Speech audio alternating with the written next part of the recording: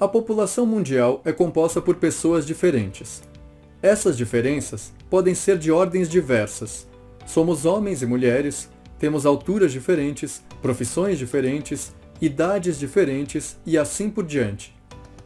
Essas diferenças devem ser consideradas de modo particular quando se trata de atenção à saúde. Se colocarmos em pauta a variável idade, veremos que cada faixa etária demanda ações específicas.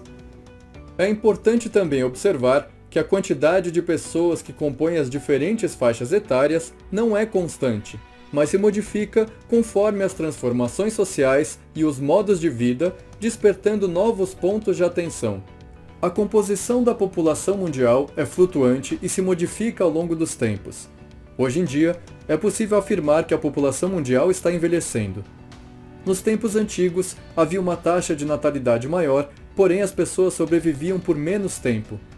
As transformações sociais que vivemos modificaram essa realidade.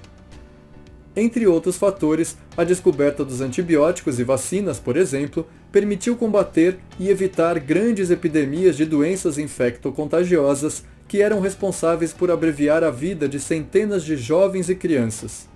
Conforme a cultura e os recursos econômico-financeiros disponíveis, a relação entre taxa de natalidade e expectativa de vida é diferente. O continente europeu, por exemplo, apresenta uma taxa de natalidade cada vez mais baixa, ao passo que a expectativa de vida aumenta. Isso quer dizer que a população dos países da Europa tende a ser composta cada vez mais por um número maior de idosos e menor de jovens. Organizações renomadas que levantam e analisam esses números apontam que essa é uma tendência global que tem se mostrado expressiva no Brasil. O Instituto Brasileiro de Geografia e Estatística, IBGE, se utiliza de uma ferramenta gráfica chamada pirâmide etária para registrar a composição etária da população brasileira. A pirâmide etária do Brasil aponta que a população brasileira está envelhecendo, ou seja, ela tende a ser composta por um número cada vez maior de idosos e cada vez menor de jovens. Essa tendência não é apenas uma flutuação numérica, mas impacta a sociedade e, consequentemente, o trabalho dos profissionais da saúde, que terão de dar cada vez mais atenção às relações entre atividade física e envelhecimento.